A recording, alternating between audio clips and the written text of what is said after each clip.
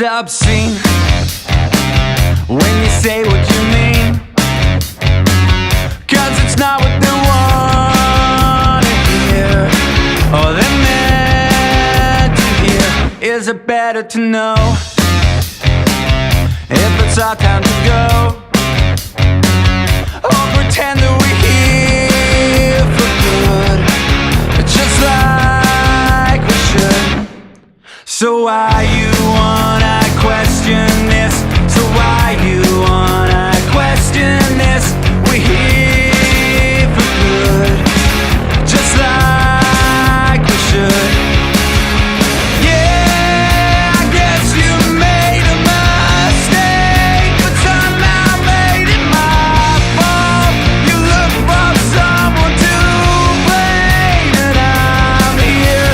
There's a place I'll go, pleasant me I'm told, and you're bathing in that grandeur, just to wave at sticks and throwing bricks around.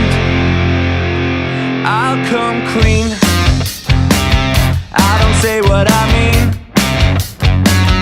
I'm afraid how you look at me, what you think of me.